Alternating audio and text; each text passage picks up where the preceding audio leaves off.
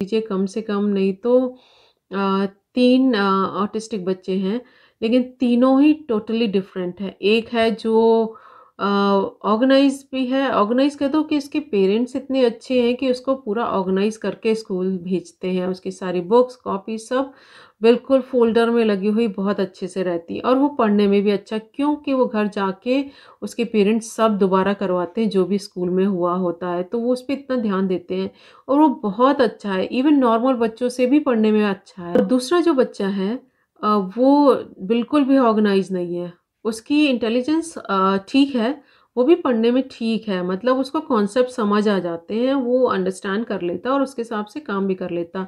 उसकी राइटिंग नहीं है, मतलब ना के बराबर है, लिख लेता है लेकिन इट्स डिफ़िकल्ट टू अंडरस्टैंड। तो क्या है ना, तो उसके लिए उसको लैपटॉप दिया गया है, तो स्कूल में जो है ना कोई भी एग्ज़ाम या टेस्ट होता है तो वो लैपटॉप यूज़ करता है, और वो इतना डिसऑर्गनाइज़ है, उसके पास ना तो कभी पेन रहता है, ना पेंसिल रहती है, बुक्स का भी अता-पता नहीं रहता कि कहाँ है। तो उसके साथ काम करना हमें ज़्यादा मुश्किल होता है, क्योंकि जब बुक नहीं है, कोई लैपटॉप नहीं है, 3 बारी तो उसने लैपटॉप को तोड़ दिया है, और उसके तो जिसकी वज़ह से उससे लैपटॉप ले लिया गया। तो अब उसको जो है ना कॉपी पेन से लिखना पड़ता है, और कॉपी पेन से लिखना उसके लिए एक प्रॉब्लम है। लेकिन कई बारी बिहेवियर मैनेजमेंट के लिए हमें बहुत सारी ऐसी चीज़ें करनी पड़ती हैं जो शायद उस टाइम लगता है कि क्योंकि एक्सपेंसिव चीज़ें हैं, अगर टूट जाती हैं तो दोबारा से देना बहुत मुश्किल हो जाता है स्कूल के लिए और पेरेंट्स के लिए भी। तो एक ये है, और तीसरे जो है वो आप कह दो कि वो ठीक है, ओवरऑल बहुत ही साइलेंट है, बात नहीं करता है, लंच टाइम में भी अकेले खड़ा होके खाता है। कोई भी फ्रेंड नहीं, क्लास में भी आईज़ नीचे करके बैठा रहता है हर टाइम। पढ़ने में ठीक है, सुनता है, समझता है, सब करता है, लेकिन कम्युनिकेशन इज़ ज़ीरो।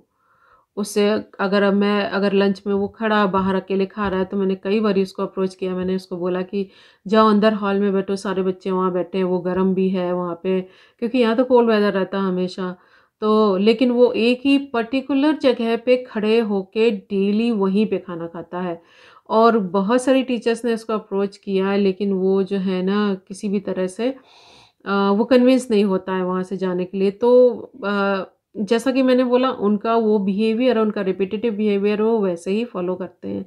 तो वो अगर उसको बोलो भी तो वो ऐसे करके नीचे करके ऐसे करके देखेगा, कभी भी सामने से फेस पे देखता नहीं है, और जो है ना वो उसी जगह पे खड़े होके खाता है। तो अब हम लोग को भी आदत पड़ गई, हम कुछ कर नहीं सकते। उसके पेरेंट्स कई बार ये आए कि भाई आप इन्वॉल्व नहीं कर रहे हैं उसको स्कूल में, आप उसको जो है ना वो उसके फ्रेंड्स नहीं बने हैं, आप वो अकेले रहता है।